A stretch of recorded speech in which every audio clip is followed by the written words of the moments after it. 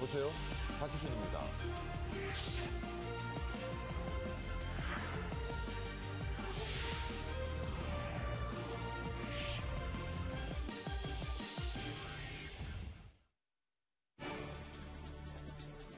머니24 헤드라인입니다. 뉴욕 증시는 오바마 대통령의 연설에 나스닥 지수와 S&P 500 지수는 소폭 상승한 반면 다우 지수는 소폭 하락하는 혼조 양상을 보였습니다. 미국과 유럽연합이 공동 성명을 통해 FTA 협상을 오는 6월부터 시작합니다. 머번킹 영국 중앙은행 총재가 영국의 GDP가 플러스 성장으로 전환될 것이라고 전망했습니다. 지난해 하반기부터 증가폭이 줄어들었던 자영업자 수가 18개월 만에 감소세로 돌아섰습니다. 부동산 거래 감소로 은행권 가계대출이 전달보다 큰 폭으로 줄어들었습니다. BC카드가 5개 회원은행을 대상으로 결제일을 이틀 앞당깁니다.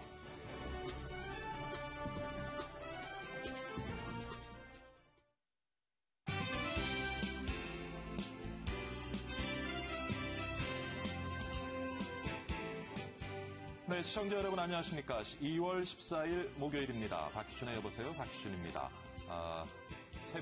새벽부터 고조되던 환율 전쟁이 심상치 않은 모습입니다.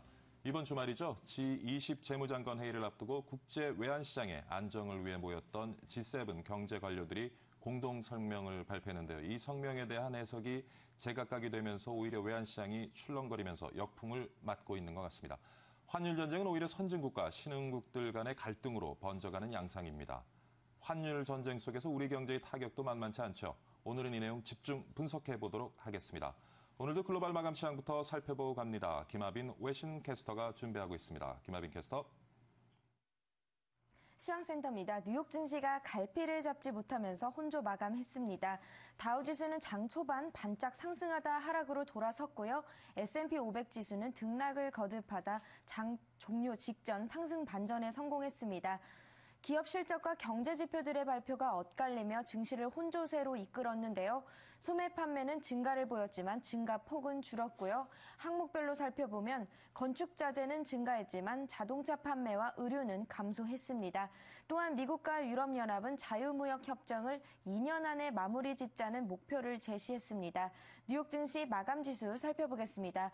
네, 다우지수 0.26% 하락한 13,982선에서 거래 마쳤고요. 나스닥 종합지수 0.33% 올랐습니다. 3,196선에서 장 마쳤습니다.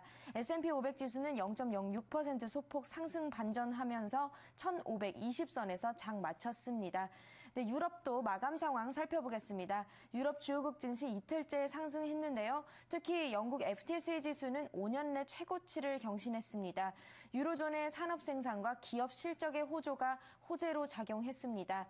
어제 오바마 대통령이 중산층에게 일자리를 제공하겠다고 약속한 것 또한 증시에 긍정적인 영향을 미쳤고요.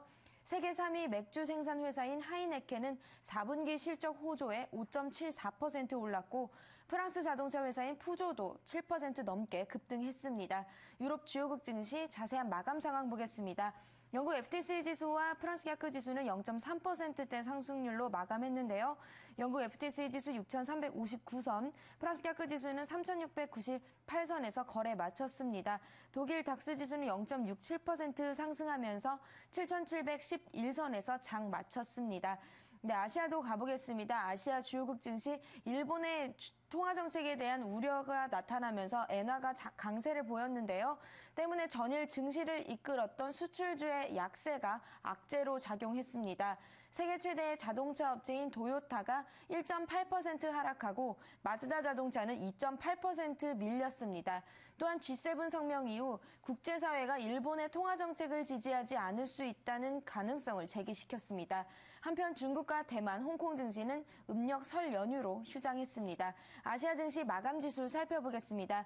일본 니케이 지수 1.04% 하락했습니다. 11,251선에서 거래 마쳤고요. 중국 상해종합지수와 홍콩 항생지수는 지난주 금요일 마감 상황입니다. 중국 상해종합지수 0.57%, 홍콩 항생지수는 0.16% 상승했습니다. 네, 환율도 보겠습니다. 어제 외환시장에서 원달러 환율 이틀째 하락세를 이어갔습니다. 4원 떨어졌고요. 1,086원 80전에 거래 마쳤습니다. 지금까지 시황센터였습니다. 대한민국 최고의 명품 경제 프로그램 생방송 박기준의 여보세요. 네, 글로벌 마감 시장 살펴봤고요. 이번에는 우리 시장 좀 들여다보도록 하겠습니다. 국내 경제 이슈를 중심으로 살펴보는 오늘의 투자 전략 시간입니다. 오늘은 현대증권 신사점의 박병욱 실장 모시고 함께 얘기 나눠보도록 하겠습니다. 안녕하십니까? 안녕하십니까? 예. 자, 어제 코스피 좀 정리를 해주시죠. 예. 그러니까 어제 장은 결론적으로 코스피가 30포인트나 올라왔는데요. 예. 내가 그 과정을 보자면은, 그러니까 어제 장은 북핵 시험에 대한 국제 금융시장의 반응이 특이한 상이 없었습니다. 예. 그리고 G7 재무장관 회의에서 환율은 시장에서 결정되어야 하고, 따라서 정부가 재정이나 통화 정책을 통해서 자국의 통화 가치를 하락시키는 것은 안 된다라는 원칙을 제시하여서, 그러니까 최근 시장의 핵심 관심사였던 엔화 약세 흐름에 제동을 거는 신호가 나옴으로써 개선된 투자 심리를 반영하여 1950선에서 오름세를 시작하였습니다. 그리고 장중 발표된 오바마 대통령의 연두 교서도 우호적인 내용으로 나오면서 외국인과 기관 매수로 그러니까 오전 장부터 1960선을 돌파하였습니다. 이후 외국인의 지속적으로 선물을 강하게 매수하면서 예. 프로그램 매수가 대거 유입되었고요. 따라서 시장은 30.28포인트 상승한 1976포인트로 장을 마감하였습니다. 그렇군요. 자, 이번에는 코스닥 시장 좀 살펴보기로 하겠습니다. 예, 올해 예. 들어서 코스피에 비해서는 코스닥이 좀 좋은 모습을 보였는데 최근에는 500포인트 선에서 계속 좀 아주 지루한 답답한 모습입니다. 모습을 예. 보이고 있습니다. 코스닥 시장 좀 살펴봐 주시죠. 예, 최근 코스닥 시장은 지수 500을 사이에 두고 예. 지루한 횡보국면을 이어가고 있습니다. 그 원인은 코스닥 시장의 작년 상승을 이끌었던 예. 게임주, 엔터주, 바이오주 등 시총 상위 종목의 부진이 이어지고 있기 때문입니다. 그러니까 이런 상황에서 최근 코스피 대형주의 약세를 저가 매수의 기회로 보고 이를 인식한 투자자들의 코스닥 매도와 코스피로의 이동이 일어나고 있습니다. 그러나 이것은 일부 투자자들의 움직임이고 코스닥 내부의 사정은 매우 긍정적이라고 판단하고 있습니다. 그것은 외국인과 기관의 선취성 매수가 지속적으로 일어나고 있어서 시장 내부의 탄력성을 강화하고 있기 때문입니다. 따라서 갤럭시4 관련주, OLED 관련주, 슬리밍 관련주 등의 중소형주에 대한 대응은 유효하다고 보입니다. 앞으로 그리고 신정부가 또 출발하면서 중소기업 육성 정책들이 좀 탄력을 받게 되면 아무래도 좀 코스닥 기대 좀 더 우리가 해봐도 되겠죠. 당연히 하죠. 예. 25일 날 신정부가 출범하는데 예. 그에 따른 다양한 테마도 나올 것이고요. 그래서 지금도 움직이고 있지만 콘텐츠, 예. 융합 이런 쪽으로는 상당히 움직임이 있을 것으로 보입니다. 어떤 종목들이 좀 있습니까? 그러니까 SBS 미디어 홀딩스 같은 종목도 있어 보이고요. 예, 예. 그리고 파트론 같은 것들, 그리고 SL 같은 종목들, 그런 것들이 괜찮아 보입니다. 컨텐츠나 좀 융합 예, 기술 그리고 업종이 강세를 보일 슬리밍 것이다. 관련 중에 예. 식각 관련주들, 예. 그러니까 장비주보다는 그러니까 소비재들 이런 것도 좋아 보입니다. 네. 그리고 또 오늘 이제 목요일입니다. 오늘 예, 예. 옵션 만기일인데 여기에 따른 투자 전략 좀 짚어주시죠. 예. 오늘이 옵션 만기일입니다. 예. 옵션 만기일을 기점으로 해서 보통 시장은 추세를 강화하거나 또는 반전하는 경우가 많기 때문에 매달 닥치는 만기점을 항상 긴장을 하게 됩니다. 예. 그러니까 오늘 만기일 시장 추세로 봐서는 추가 상승 연장선상에 있다고 보이지만 어제 지수 상승이 과한 점이 있었고요. 또 외국인의 선물 환매수에 따른 상승이었지만은 환매수 이외에 추가적인 신규 매수는 없었습니다. 따라서 큰 변동은 없을 것으로 판단하고 있습니다. 즉 어제의 상승은 북핵 이슈 해소에 따른 매수 증가 그리고 엔화 약세 숨고르기에 대한 일회성 이벤트적인 성향도 있다고 보여집니다. 따라서 지수는 상승 후 일정 부분 되돌림이 있을 수 있기 때문에 이를 이용한 지수 반등 지속을 겨냥한 대응이 좋아 보입니다. 예. 최근에 일본이 양적 완화 정책을 취하면서 사실 세계 각국이 좀 환율을 조작하는 것이 아니냐 하는 눈초리를 보냈는데 예. 어제 미국이 이제 일본의 경제 정책에 대해서 공식적인 지지 입장을 밝혔습니다. 예. 그러다 보니까 아무래도 이제 14일 날 G20 재무장관 회의가 있을 텐데 그 재무장관 회의에서는 아무래도 선진국과 좀 신흥국 간의 어떤 환율 전쟁이라는 그런 주제를 놓고 예. 좀 대립 양상을 보이지 않을까. 보니까 G7도 좀 일본에 대한 지지 입장을 밝히는 것 같고요. 어떻게 보시는지요? 그래서 일단 저 차트를 한번 보여드리겠습니다. 예, 차트를 이게 보면서 좀 얘기를 나누겠습니다. 지금 나오는 차트가 달러 엔 월봉 차트입니다. 예. 보시면은 90년대 중반 이후로 지속적으로 강세를 보였고요. 특히 2007년도 사태 이후에 급격하게 상승했습니다. 예. 이런 부분들 최근에 한 월봉으로 5개월 정도 상승하고 있는 상황이고요. 다음은 저희 N1 월봉입니다. 예. 맞아. 저희가 2007년도 일본 많이 가신 분도 있을 텐데 1,750원대까지 갔다가 예. 1,500원대까지 갔다가 최근에 내려온 상황인데요. 일단 제가 볼 때는 그러니까 이런 구조로 봐서 엔저는 일정 수준까지 구조화될 것으로 판단하고 있습니다. 예. 그러니까 아베 총리의 경제 자문인 하마다 고이치, 에일대 명예 교수 등의 발언을 보면 N은 105엔에서 110엔까지도 충분히 하락할 수 있을 것으로 보여지고요. 예. 물론 유로존, 한국, 중국 등을 중심으로 한 엔저지 세력의 본격적인 움직임이 가시화되겠지만 목표는 절대 수준보다는 속도가 아닌가 생각합니다. 그리고 최근에 엔저는 일본 측의 의도도 가세했지만 국제무역에서 일본의 점유율이 하락하고 있습니다. 그리고 최근 무역 수지 적자 등 일정 부분 일본 경제의 펀드멘탈도 반영하고 있습니다. 그러나 급격한 엔화 전화 국면에서도 일본 기업들의 실적이 예상보다는 좋지 않았다는 평가도 나오고 있고요. 그리고 이런 과도한 엔저가 일본 수출 기업 입장에서는 긍정적이지만은 내수 비중과 원재료 수입이 많은 일본 경제로서는 물가 상승에 큰 부담이 아닐 수가 없습니다. 예. 따라서 예. 또한 미국의 일본 경제정책 지지 발언은 환율만이 아닌 그 대중국 정책과 연결되는 부분이 있다는 것을 지적하고 싶습니다. 그렇군요. 아무래도 엔화 약세는 당분간 좀 지속이 될 것 같고요. 물론 이제 선진국과 신흥국 간의 좀 대립 양상을 보이기는 하겠지만 지속적으로 좀 당분간 유지될 것으로 보이는 엔화 기조, 우리 증시는 어떤 영향을 미칠까요? 예. 앞에서 말씀드렸듯이 미국의 예. 엔저 용의는 경제적 판단과 지정학적 판단 결합된 것을 보이고요. 그리고 일본의 펀드멘탈의 변화가 없는 이상 엔고로의 회기를 섣불리 점칠 수는 없어 보입니다. 따라서 중요한 것은 엔저의 고착화가 우리 시장에 미칠 영향인데요. 그러니까 그 영향의 방향은 1월 중순 이후 외국인 매도에서 어느 정도 확인된 것으로 생각합니다. 그러나 유사한 상황이 2005년, 7년도에도 있었지만 최근까지 충격을 받지는 않았습니다. 그 이유는 우리 시장의 주도 업종이 경쟁력에서 차지할 것으로 보입니다. 2005년, 7년도 시장에서 한국 시장의 주도주는 조선주였습니다. 예. 그런데 당시 한국 조선업의 경쟁력은 일본 조선업이 엔화 약세로 얻은 환율 효과를 무력화시킬 정도의 경쟁력이었기 때문에 큰 파장이 없었습니다.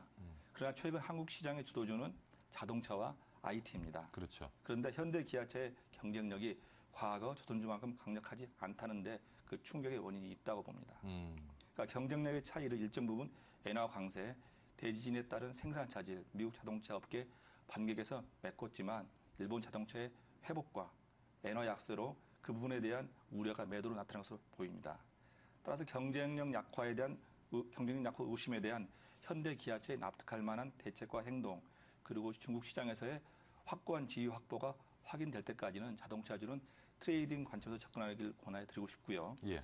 그리고 삼성전자는 환율보다 고가 스마트폰 시장의 성장 한계 우려, 저가 스마트폰 시장에서의 중국 업체의 약진, 그리고 이익 부문의 편중 고민이죠. 그리고 지수관리 목적의 매물이 복합된 결과로 보입니다. 참 올해 들어서 증시의 불확실성이 여전히 거치지 않고 있는데 이렇게 예. 우리가 통계를 들어보면 유독 개인들이 사들인 종목들이 좀 주가가 뒷걸음친 것으로 지금 나타나고 있습니다. 예. 참 그러다 보니까 이제 국내 증시는 개미 지옥이다라는 속설까지 이제 나오고 있는데 자 개미 투자자들에게 좀 조언을 해주시죠. 예. 일단 차트를 보여드리겠습니다. 예. 그러니까 아래 보여드린 차트는 올해 들어 어제까지 예. 개인 투자자가 매수한 상위 업종인 전기전자, 먼저 전기전자입니다. 전기전자요? 예. 보시고 그리고 다음에 운수. 운수. 이건 화학이네요. 예. 화학. 그리고 여기에 운수 전기전자. 하나 빠졌네요. 예. 보게 되면은 이 두 차트를 보게 되면 특징이 있습니다. 예. 특징을 보자면은 1월 초부터 계속 하락세를 보인 업종이라는 것이고요. 또 이 하락 과정에서 외국인의 매도와 그에 따른 지수 하락, 그리고 엔저, 4사무 실적 악화 등 이들 업종의 하락을 설명할 수 있는 다양한 뉴스들이 쏟아졌다는 것입니다. 예. 그리고 가장 중요한 수급에서 기관과 외국인의 대량 매도가 나왔다는 것이고요. 그리고 다음은 기관 매수 상위 업종인 금융, 이건 사실 은행입니다. 은행 예. 지주들이고요. 보험, 통신 업종의 차트입니다. 예. 이게 금융입니다. 보면 작년 하반기부터 지속적으로 상승을 하고 있고 상승추세 현상에 있죠. 그리고 요거는 보험입니다. 요거 변동이 심하긴 하지만 상승추세가 훼손되지 않고 있고요. 예. 통신 같은 경우도 1월 초 배당락으로 떨어졌다가 지속적으로 상승하고 있는 차트이기 때문에 상승 추세 현상이 있는 상황이고요. 이들 세 업종의 주가 흐름을 보게 되면 상승 추세가 유지되고 있고 차익 매물이 나와도 일정 수준에서 조정이 마무리되고 있다는 것입니다. 또한 이 과정에서 외국인과 수군의 기관의 양매수, 실적 호전, 향후 전망 상향 등의 주가와 기업 펀드멘탈의 우호적인 흐름이 있었다는 건 다들 아시는 사실일 것이고요. 예, 예. 그래서 이러한 흐름을 보면 개인 투자자들의 시장 대응에 변화가 있어야 한다는 것을 말씀드리고 싶습니다. 먼저 하락하는 종목을 사는 습관을 버리셔야 합니다. 그것도 시세를 결정할 수 있는 기관이나 외국인의 대량 매도가 출회되는 종목을 저가 매수하는 전략은 10중 8구 손실로 끝날 가능성이 높다는 것을 기억해야 합니다. 두 번째, 업황과 실적 등 펀드멘털이 확인된 종목을 대상으로 투자 종목을 선정해야 된다는 것입니다. 주가는 단기적으로 심리나 타이밍에 의해 움직일 수 있지만 장기적으로는 펀드멘탈을 벗어날 수 없기 때문입니다. 결국 투자에 있어서는 비법보다는 투자 원칙 또는 투자의 기본을 지키는 것이 바로 비법이라고 생각합니다. 자, 지나친 차익 실현을 위한 저가 매수 좀 경계해야 될 것이라는 예. 말씀을 하셨고 기본과 원칙에 충실한 예, 투자를 그렇습니다. 해라라고 예. 말씀하셨는데 그렇다면 그 기본과 원칙 얘기 좀 해주시죠. 예, 기본은 일단 예. 수급일 텐데요. 수급을 먼저 봐야 한다. 수급을 봐야 된다. 예. 그리고 그 수급의 세 주체가 기관, 외국인, 개인으로 봤을 때 예. 집중도는 어디가 있겠습니까? 기관과 외국인이고요. 예, 예. 그런 때 봐야 될 것 같고요. 그리고 주가라는 것은 올라가는 것이 가장 중요한 건데요. 예. 올라갈 때는 그 올라간 주식을 사는 사람들의 의도를 봐야 되겠죠. 예, 전망이 나쁘다고 하게 되면은 살 사람이 없을 텐데. 내려갈 때 사는 게 아니라 올라가는 흐름을 같이 타야 예, 된다는 예, 말씀인 것 같습니다. 예, 그리고 그 빠지는 종목을 사는 가장 큰 이유는 저가에서 사고 싶고 그 상승과 하락의 폭을 다 먹고 싶다는 그런 과도한 욕심입니다. 그래서 흔히 하는 말로 예. 무릎에서 사서 어깨 팔아라 이런 게 제일 좋아 보입니다. 어떻게요? 무릎에서 사서 어깨에서 팔아라. 무릎에서 사서 어깨에서 예, 팔아라. 확인하고 예. 사서 확인하고 팔아라. 그러니까 지나친 욕심을 좀 배제한 예, 투기가 예. 아닌 투자가 필요하겠다라는 말씀인 예, 것 같습니다. 그렇습니다. 과도한 그 기대 수익률이 폐가망신에 지속됩니다. 자, 이제 개인 투자자들의 투자 방법 조금 조언을 구했는데요. 예. 최근에 와서 외국인과 기관의 좀 수급 상황은 좀 우리 증시 어떻습니까? 최근의 상황은 일단 급한 물량은 끝난 것으로 보여집니다. 특히 1월 14일 이후에 예, 예. 그러니까 16일 연속 매도했던 자금들은 단기 자금으로 보이고요. 예. 그런 자금들은 마켓 타이밍에 익숙한 자금들입니다. 그리고 거시 변수의 조그만 변화에도 물량을 쏟아내고 있고요. 예. 그리고 그런 자금들 특징이 헤지 펀드이기 때문에 레버리지가 과도합니다. 크게 보기엔 한 50배 정도의 레버리지 쓰는 쪽도 있기 때문에 예. 미세한 움직임에도 이익을 실현하고 나갈 수 있는 그런 것들이고요. 그 이후 들어온 종목, 자금들은 장기 자금이기 때문에 펀드멘탈 위주입니다. 예. 그래서